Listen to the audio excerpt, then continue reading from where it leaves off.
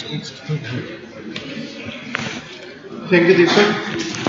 And I know it's a post-lunch session, but I need a little bit of time of yours and a lot of attention also, because it's not an easy topic. It's not like an ACLS course actually.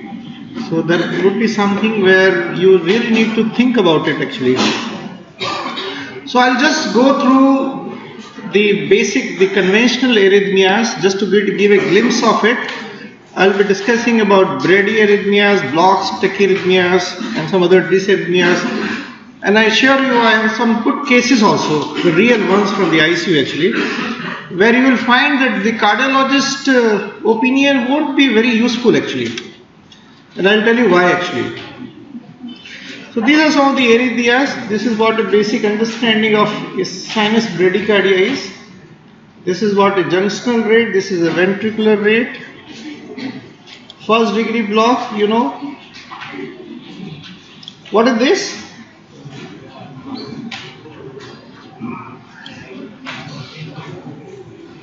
Anybody? RBBB, what else? No first degree block?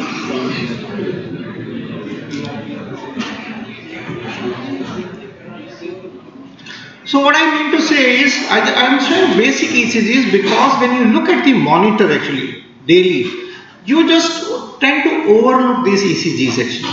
When you look at a monitor, you feel this is narrow QRS, the rate is not very high, looks like a normal rhythm, doesn't look like an arrhythmia actually. But when you look at it from a different perspective, if you just closely look at the ECG, you will find a little pre-R prolonged, RBB. This is relevant, reason being that if you miss out and you give drugs which are AV blocking, or these patients when they get acidotic in the ICU, patient with say sepsis or any other problem, they get acidotic, these patients are at risk for bradyarrhythmias. So somebody who does not have a baseline PR prolongation or does not have a baseline RBB or LBB is different from a patient who already has some PR prolongation, has a baseline. When they get acidosis, they get little hyperkalemic. So normally you will find hyperkalemia, traditionally you will find at 5 this changes and say 5.5 this changes. But these patients tend to behave a little differently actually. You will find they have more the broadening because they have baseline QRS widening. So they will have a prominent QRS widening even with not very high potassium levels. And they may end up into complete heart block with a potassium of 5.5. This is what? Junctional rhythm. But again I am telling you, when you are looking, this is what we picked up when we got the ECG actually. This is a recent patient actually. So when you just come for the rounds and you are just looking at the monitor and see that the rate is okay, you tend to miss out on these kind of rhythms actually. This is typical a ventricle rhythm actually. So AV blocks, you know, you have learned about type 1, type 2, where you have say progressive PR prolongation and followed by a drop which is called Wenckebach phenomena, and a PR prolongation but not progressive, and just a drop rate is called again Mobius block actually.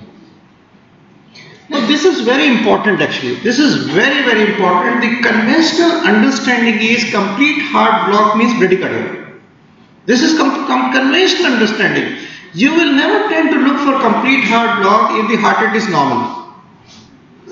But I tell you, I see ECGs very closely, and in ICUs you will find there are the patients are on vasopressors, you will have a ventricular rate which is high, and you tend to miss out on these arrhythmias actually. You see here, this PR, the correlation between PEP is different and the RR is different. This is actually a complete heart block.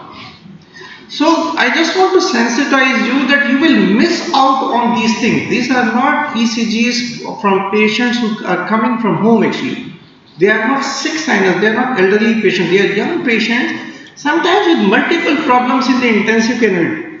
They are on say adrenaline, noradrenaline, many other drugs which causes a ventricular rate to be a little higher on the higher side, and they are not bradycardic. In spite of being in complete heart block, they are not bradycardic. So when you give some of the drugs, you need to be careful that they don't end up into bradycardic episodes. This is something which is of my interest actually. So we are going to publish a paper on this actually. You will find in the hospital CKD patients been getting syncope during dialysis, getting bradycardic during dialysis. These are patients, and when you see them, they don't have a very high potassium. Although many of them who come to emergency department, they come with high potassium, but sometimes even in spite of being not potassium very high, being 5, 5.5, they get bradycardic and they get shock. So there is something called Brash syndrome actually, which we are going to publish. We already have four cases, classical cases. Because if you see CKD profile, these patients are on some kind of AB blocking agents, on say calcium channel blockers or beta blockers. They tend to have little hypokalemia. So when they end up in shock, they get severe bradycardia. They get into bradycardia irrespective of the potassium levels. So somebody who is on an AB blocking agent, has got acidosis, has a little higher potassium, they tend to end up with complete heart blocks or maybe sort of a bradycardic episode, and you will not find classical changes of hyperkalemia in the ECG. You can see here, it doesn't look like a classical hyperkalemia, just a small T wave, a tall T wave here, but I have a sinus arrest.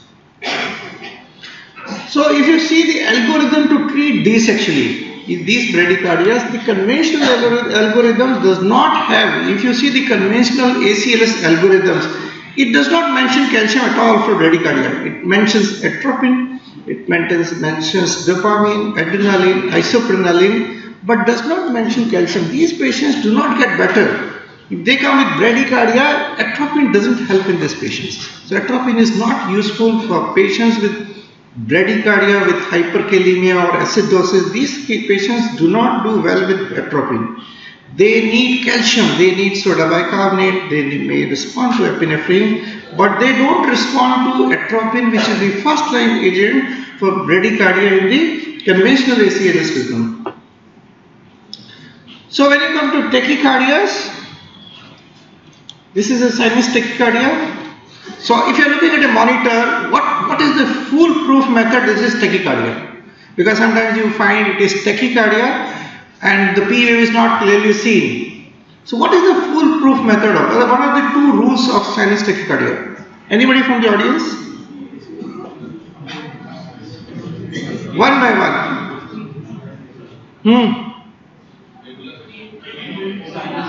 I'm telling you that in ICU monitor, you don't find very classical ECGs, no? Because you find a little bit of zittery sort of a thing, the heart rate and those kind of things. So what is the best rule? You just want to rule out it is only sinus tachycardia and nothing else actually. One by one. On the monitor, not on the ECG. Of course, when you do a good quality ECG, you have the luxury of time to just evaluate. But on the monitor, what is the rule actually? I can't understand. So can heart rate of, say, what is the rule for sinus tachycardia? Can sinus tachycardia be 200? No. So the rule is 220 minus H. Any heart rate more than 220 minus H cannot be sinus tachycardia. The second rule is that when the patient is breathing, somebody is breathing, the heart rate cannot be. There is always something called as sinus arrhythmia.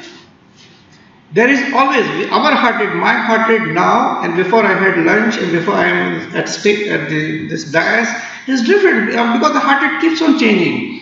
It is only arrhythmia. If you find on the monitor the heart rate fixed, you find 160, 160, 160 every time, always think of arrhythmia. Sinus tachycardia is not fixed. Sinus tachycardia cannot be constant. It cannot be one reading. Sinus tachycardia has to be variation. It has to have respiratory variation. So any heart rate on the monitor which does not varies, always think of arrhythmias, tachyarrhythmias. So how do you differentiate? So this is the rule which I told you actually. So what is your diagnosis here? just jump to a diagnosis. We have the habit of jumping to the diagnosis. What is the diagnosis? Nobody. SVT. So diagnosis one is SVT. Any other diagnosis? Possible diagnosis? Why it is SVT? What favors SVT?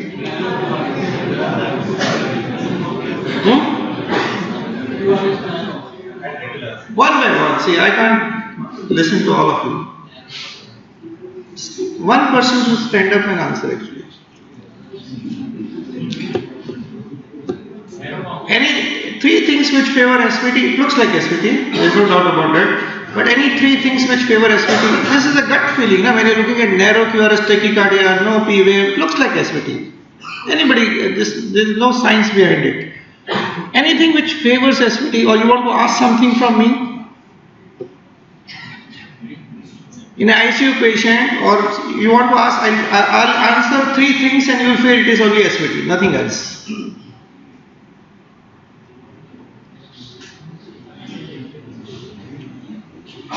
SVT is common in which population? Younger population. Structurally normal heart.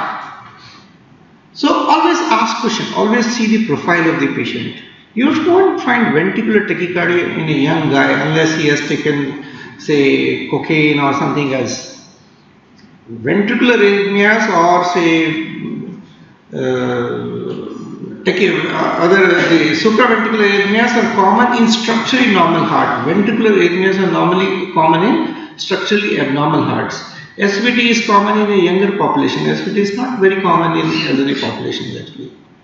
Okay. SVT is more common in structurally normal heart, normal LV function, whereas VT is more common in structurally abnormal heart actually. Why not atrial flutter?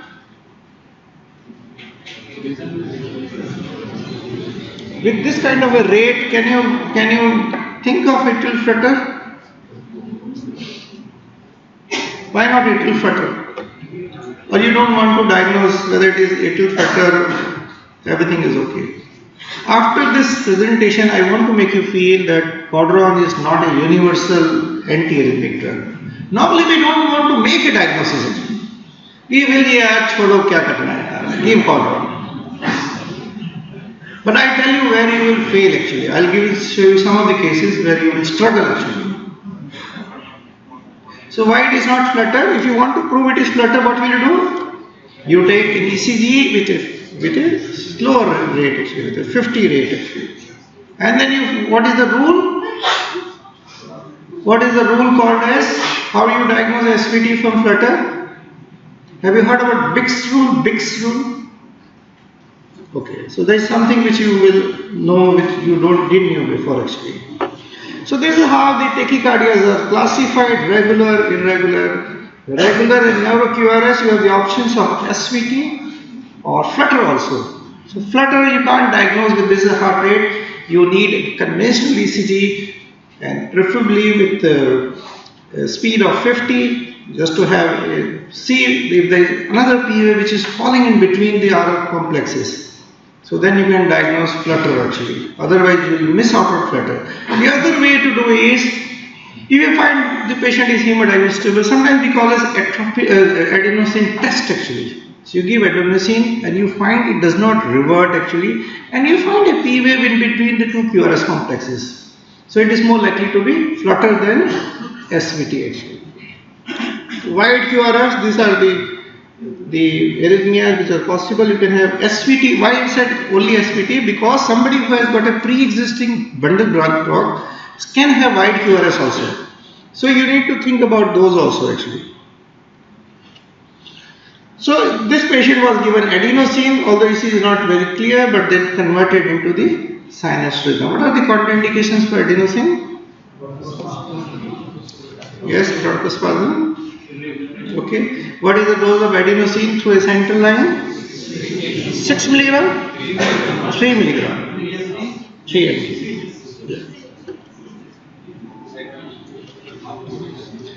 So choice again I am coming to you is that we have been using adenosine, but if you ask somebody A patient who is conscious, when you give adenosine, he feels like he had a death episode. He has a long pause. Somebody is not used to arrhythmias. When you give adenosine, you need to understand. You should have given adenosine in the past. When you give adenosine with a 20 ml saline flush, you find a prolonged bradycardia actually. And if you are not used to treat arrhythmias, you will have a tendency to give atropine in between. जब आप adenosine देते हो, you will find that before the rhythm converts, there is a long pause which comes. And if you don't understand arrhythmias and you feel it is going to get arrest, you have a tendency to give atropine and ending up in another arrhythmia. So always wait, because adenosine is very ultra short acting. It stays in the blood for 30 seconds. Just wait for some time. You will find a bradycardic episode, you find hypotension, but don't push atropine between that. So there have been studies which compare you should give adenosine or not actually. If you don't have, one rule is that you should not give negative inotropic agents in patients with arrhythmia. This is also one rule actually. So if the LV function is normal, the patient has SVT, it is better to give calcium channel blockers actually, rather than giving adenosine actually. So adenosine is good, but if you ask the patient sometimes that how did you feel, they will feel like you almost died actually. So that is a very unpleasant side effect of adenosine. This is what I was talking about, is called as Bick's rule actually. So what happens if you do an ECG with a 50 rate, or when you give adenosine, if you find a P wave between the two R waves, it is always flutter. Okay, this is a good rule actually. Most time you will find it will be successful, and it is called as the Bick's rule actually. Why you want to differentiate? Again I am coming to the point. We don't feel that chalo kya fark padta hai yaar, give whatever you want to give. Why you want to differentiate? Because it is important actually. When you want to decide, when you want to give electrical cardioversion, atrial fibrillation is resistant. It's not easy to revert an atrial fibrillation patient with electrical cardioversion, while atrial flutter will revert with small joules actually. You give 40 to 60 joules, the atrial flutter will revert.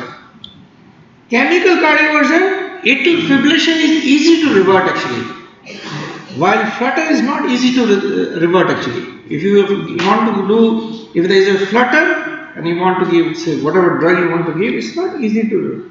Rate control is possible with atrial fibrillation only. You cannot control a rate of atrial flutter. So many a times you need to, and this is also a rule actually. In ICUs, atrial fibrillation is very, very common because of the internal catecholamine release, because of the drugs which we use in the ICU, electrolyte imbalances. Atrial fibrillation is not very common in the ICU. We need to see whether we want to treat them or not.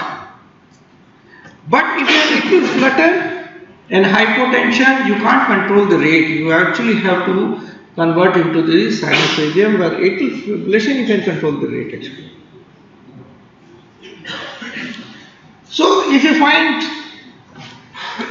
wide QRS tachycardias with particularly fast rapid rates actually, do not miss out on pre-excitation syndromes or accessory pathways actually.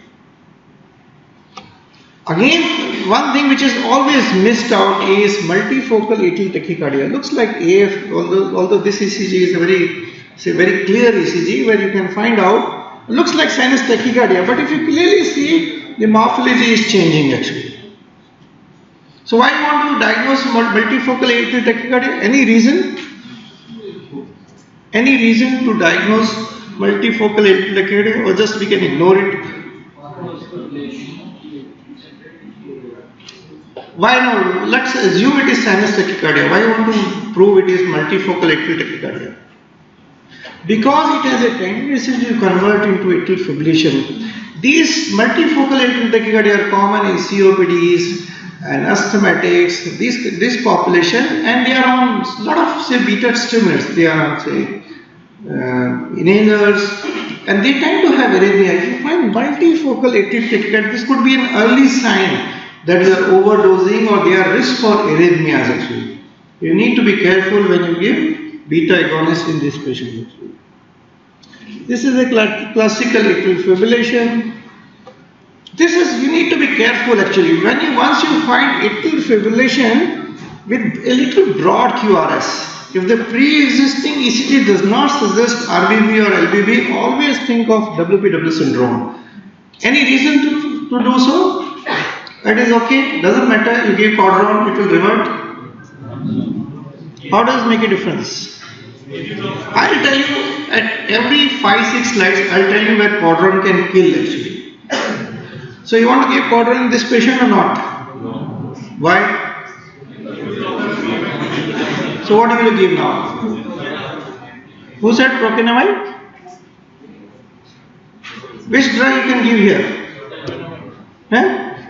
Sotalol? Anybody else? Who said procainamide? Yeah. So only one guy was saying procainamide because we love Cordron. Although patients rarely die and we attribute death in ICU to so many things. When the patient dies, he dies of arrhythmia, or refractory arrhythmia, he had VF. We never feel that we did something which made the patient worse actually. So you will get along with so many patients and you will never retrospectively, you will never be able to analyze that you did something where the patient had some problems actually. So if somebody has this or some accessory pathway, you have to give only electrocardioversion or procainamide. I just want to make you feel that you should remember procainamide. You should know what is the dose of procainamide. There is something like procainamide. Sometimes in a lifetime you will be forced to use this drug. I know Cordron is easy and most of the hypoxia gets unnoticed in the ICU. You always attribute worsening ARDS. But if you read about Cordron is a very notorious drug actually. It causes lung injury. We had patients who received amiodarone and had features like acute interstitial, say, alveolitis and ARDS, and we never attribute Cordron to that. Cordron is a notorious drug unless, I'll tell you where exactly Cordron should only be used and not any other drug. But Cordron should not become a universal antiarrhythmic in the intensive care unit. So if you give any drug, if you give Cordron here, you end up with this. So sometimes you will have problem. I'm just sensitizing you. So this is a polymorphic VT. When you have polymorphic VT, what should you think in the intensive care unit? Diagnosis. When you have ECGs like this in the ICU, polymorphic VT. Yes, think of drugs which can prolong QT, macrolides, but always think of poisonings also. Sometimes you may overdose patients with something. You must have seen patients with status, super refractory status. There are a lot of drugs which are AV, sodium channel blockade drugs. When you use a lot of them actually, when you use a lot of sodium channel blockade drugs, you will find this kind of arrhythmias in these patients. Particularly in combination, ICU patients are not isolated patients. They give little sodium channel blockade, they have acidosis, there are various reasons to have QT prolongation and they end up in this. Now the problem is the conventional therapy of DC cardioversion here will not be very useful unless you understand what is the cause of this kind of a polymorphic VT in the ICU. See, cardiology practice is different from the intensive care practice. The cardiology patients normally does not have any other issues. When they come with polymorphic VT, they have only one diagnosis, which is coronary ischemia, in which amiodarone is the drug of choice. But ICU population is different. Here maybe we have a patient, subset of patients who have got coronary ischemia, but patient who does not have coronary ischemia get this kind of polymorphic VT. You should think of so many things which we do in the intensive care unit. We use so many drugs, and when we never attribute drugs to arrhythmias in the ICU actually. We feel arrhythmia is an isolated thing and the drugs which we are using is something different actually. When you jump up or when you see ECGs like this actually, what do you feel? You always think of ventricular tachycardia. If you are working in a coronary care, you should think of this, okay? But always think of hyperkalemia actually. So there is one rule again I want you to remember is when you find broad QRS, slow response, there are only two diagnoses. One is escalated idioventricular rhythm, the other diagnosis of slow ventricular tachycardia. Ventricular tachycardia is never slow. If you find slow ventricular tachycardia, always think hyperkalemia as a cause. Okay? If there is a conventional ventricular tachycardia because of ischemia or because of any other cause, the rate is always high actually. When the rate is not very high, if you find 130s, 140s, always think of acidosis, hyperkalemia as a cause of this kind of a rhythm actually. When you see ECG like this, in ICU, always check the electrode pulse because we often find ECGs like this. It's not that we don't find many times when you enter the ICU, particularly when the nursing care is going on, you will find this kind of zigzag ECGs, which mean doesn't always think this. Look at the arterial graph actually, which will tell you the exact picture whether it is real or it is an arrhythmia or not actually. So let me tell you what is the conventional teaching. Conventional teaching is of arrhythmia or a good understanding of arrhythmia is you find out whether the rhythm is regular, irregular, narrow, wide, P or QRS correlationship, and how many P waves for each QRS. If you follow the arrhythmia systematically, you will end up making diagnosis in most of the patient. The other most important point is the decision about giving drugs will always depend upon whether the patient is hemodynamically unstable or stable actually. So I don't know whether it will work or not. This will work. So just have a glimpse of this. This is the fast ECG. If it works, I think it should work. Yes. So what is this ECG? I'll just repeat. What is the ECG? What is your diagnosis? I'll show you again. See it again.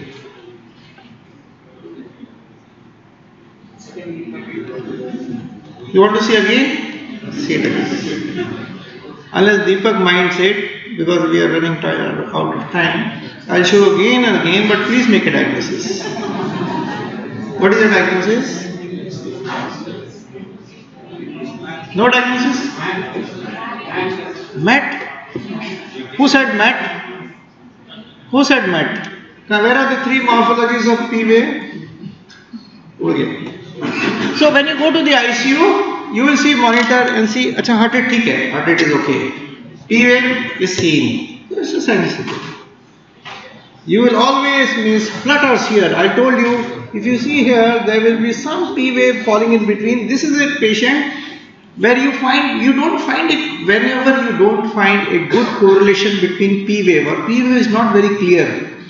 You don't, in every beat, if you don't find a good correlation, you see the ECG here, between P and QRS, you will not here, there is no clear-cut P wave. Where is the clear-cut P wave? There is no clear-cut P wave.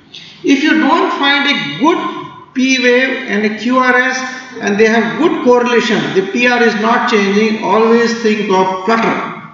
Always think of flutter if it is, even if it is regular. Okay, this patient had flutter actually.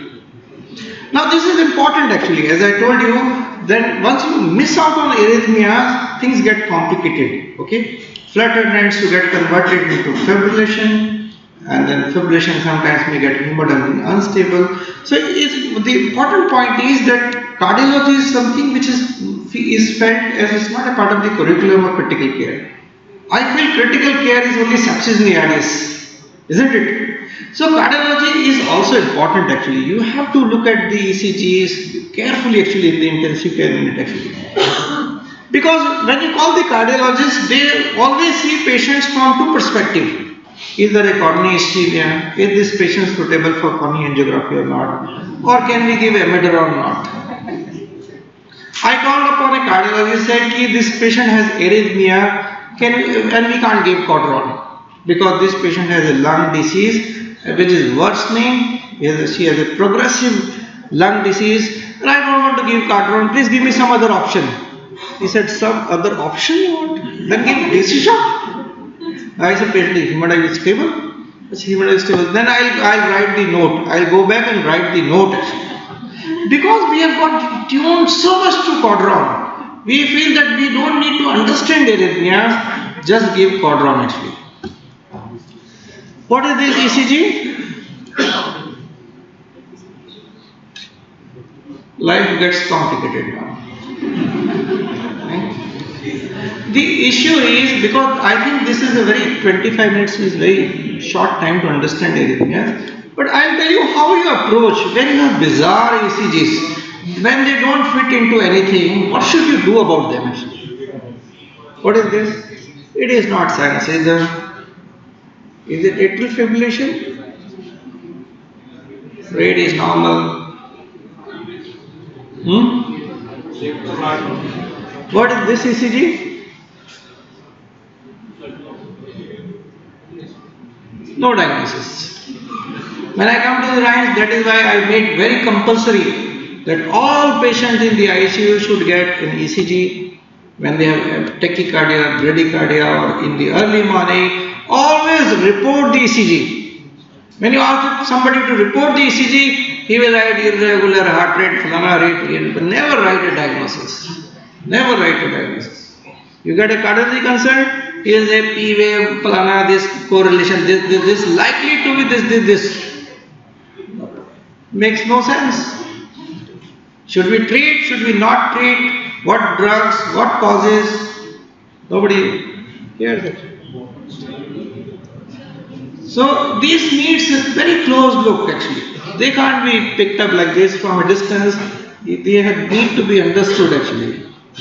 What is this ECG? I am telling you, the only tendency is what we understand actually. Let me tell you, what we understand is something which is narrow, irregular, fast is AF. Simple understanding. Just narrow, fast, irregular AF. Regular, wide, fast, VT. And there are no arrhythmias in between. Right? Simple is it. Simple understanding. Don't need to understand all of this. No diagnosis?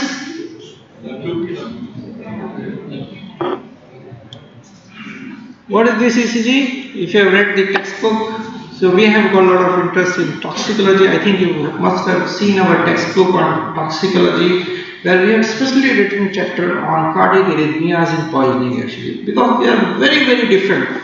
This is something which is a sign of a sodium channel blockade. It is not about poisoning, it is not about TCA poisoning, but carbamazepine, lot of drugs in the ICU, they are all sodium channel blockade.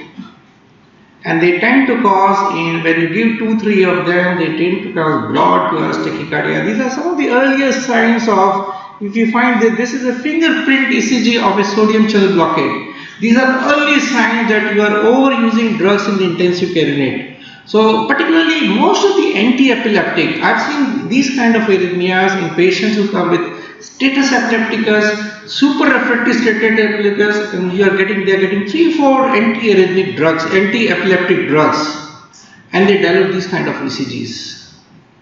Okay. So what are the pearls actually? So let us come to what the intensivist ideally should think beyond the cardiology, beyond the cardiologist. Ideally, intensivist should clearly first thing, if there is an arrhythmia, first thing, stable, unstable, because we need to have a quick diagnosis. Where you are on a duty at 2 o'clock in the night with no support of a good critical care consultant, you need to see stable, unstable, and follow the algorithm from there onwards. Because you need to decide, somebody has got a new onset arrhythmia, whether the patient is hemodynamically unstable or stable actually. First approach. Structurally normal heart or a structurally abnormal heart means LV dysfunction or no LV dysfunction, because most of the anti-arrhythmic drugs, they are all myocardial suppressions.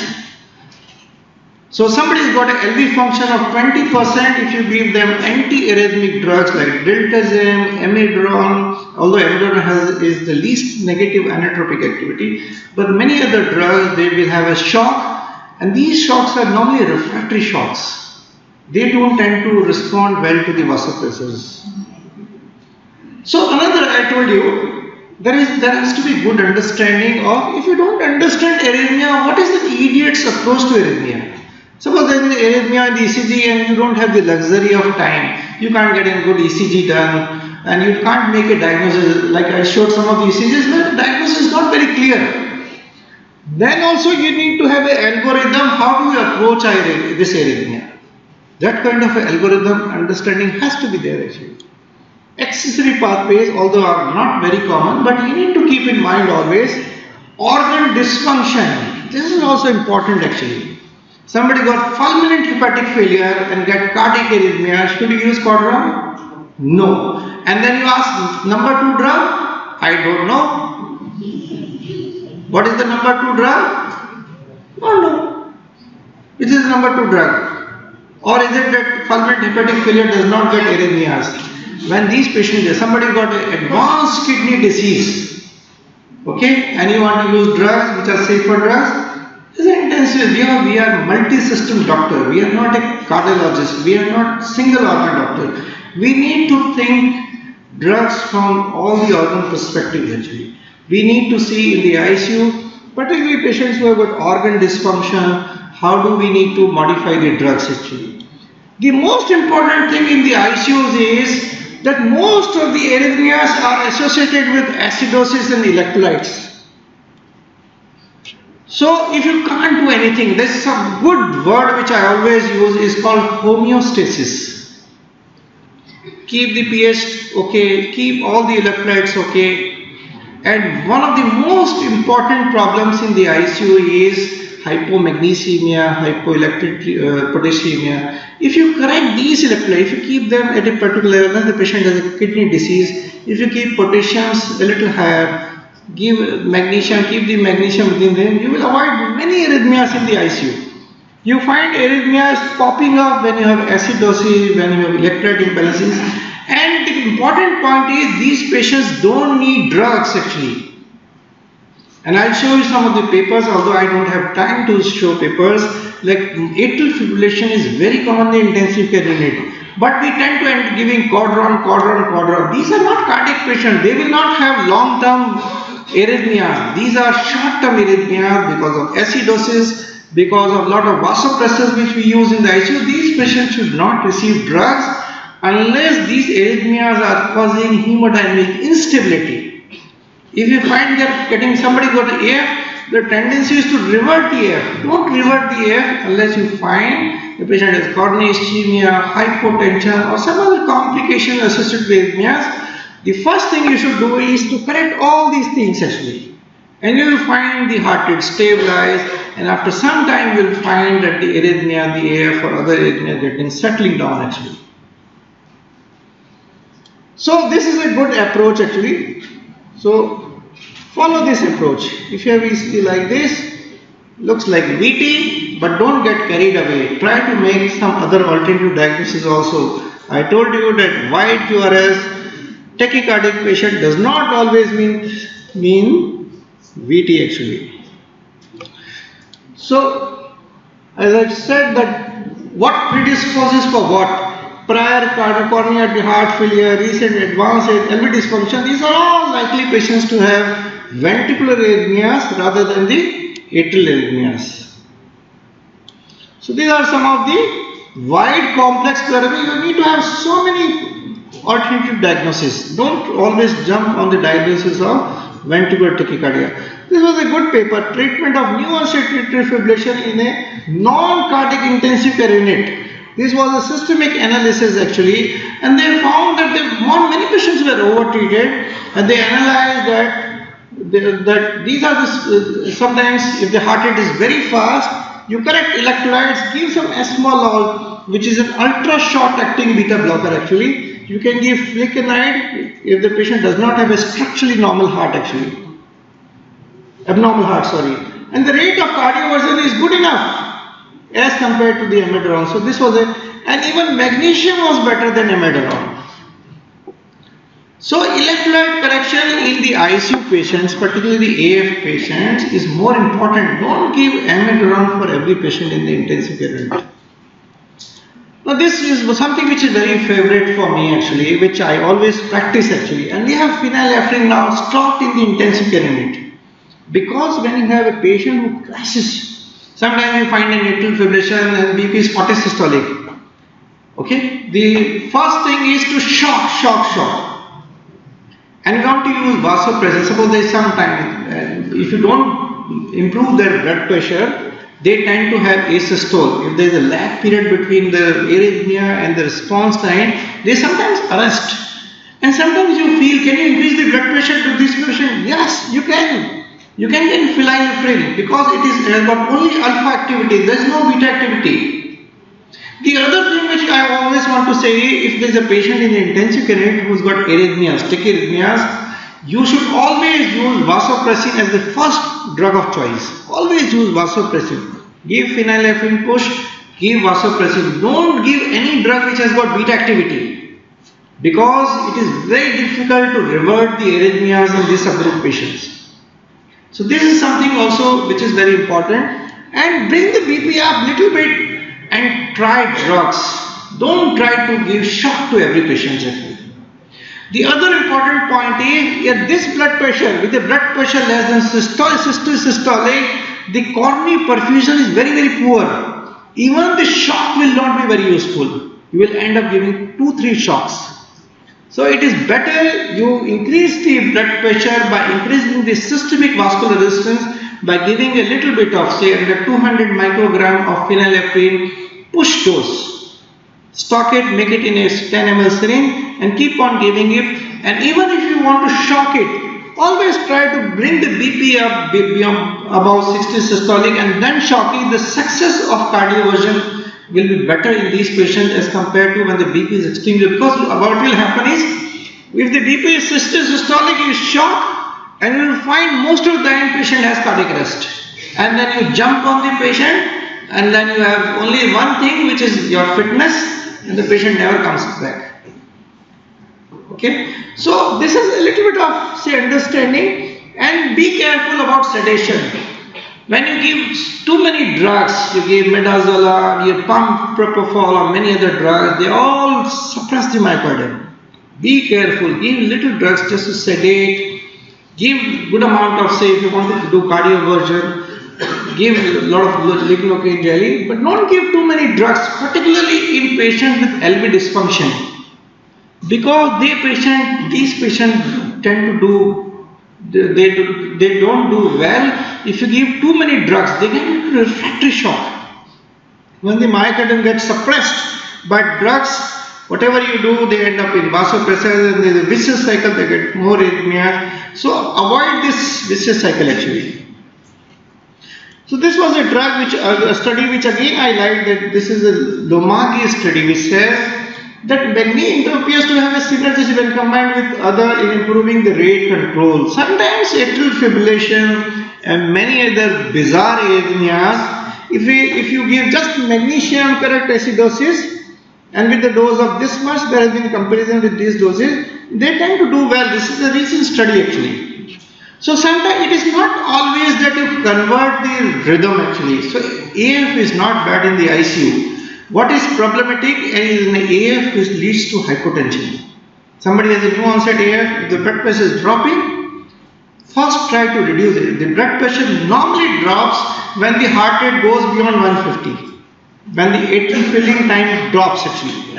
Unless the heart rate is 150, normally you will not find atrial fibrillation leading to shock.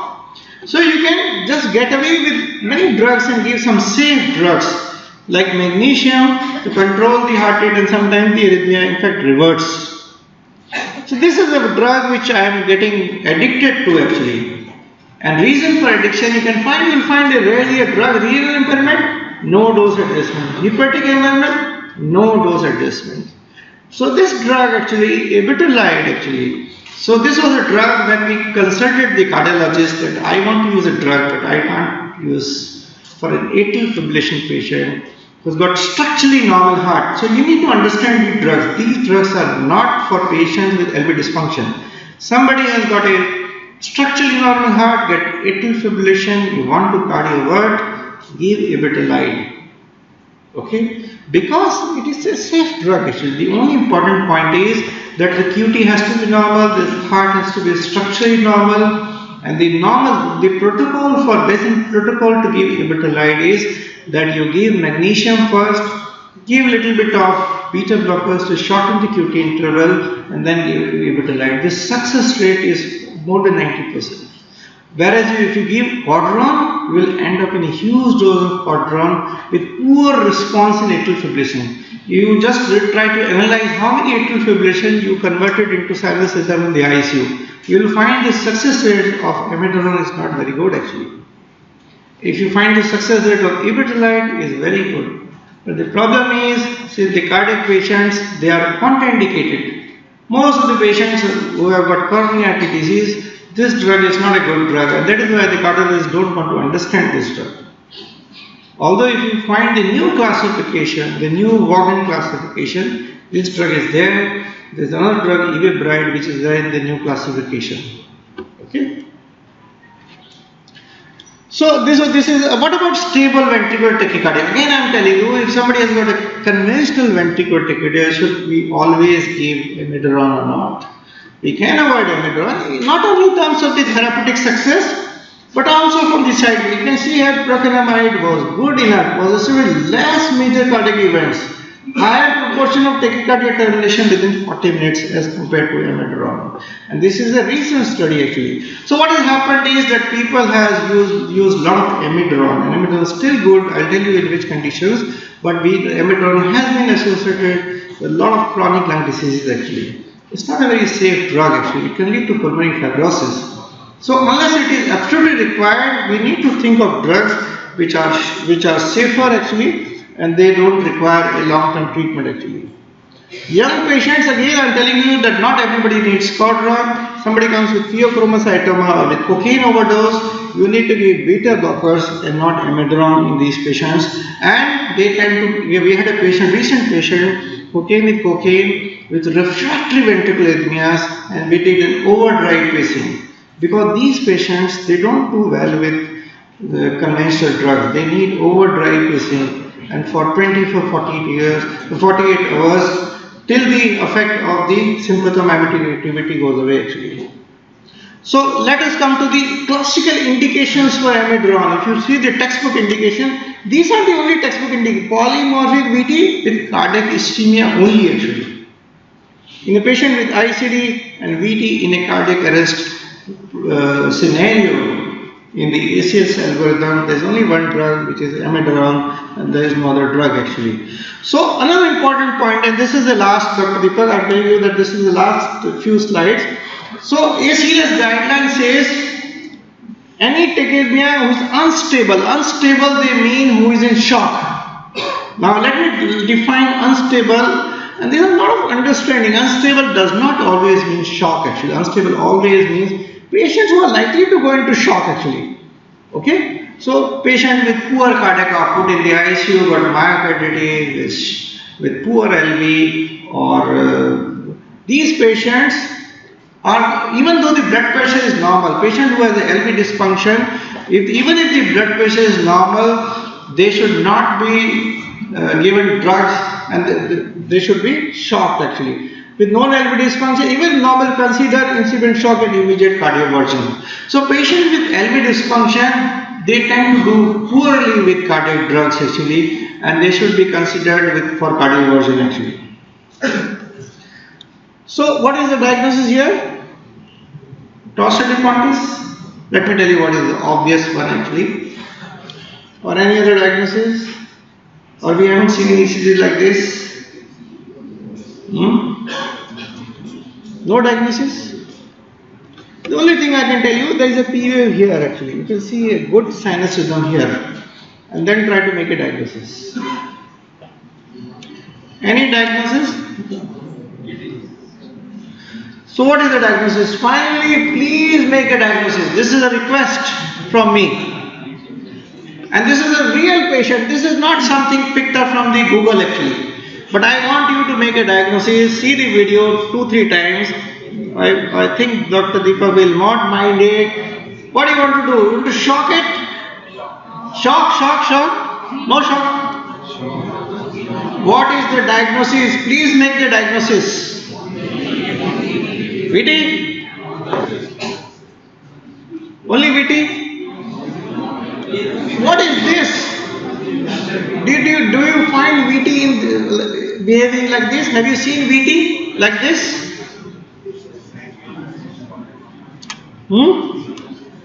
With such a fast rate, you find a good rhythm here.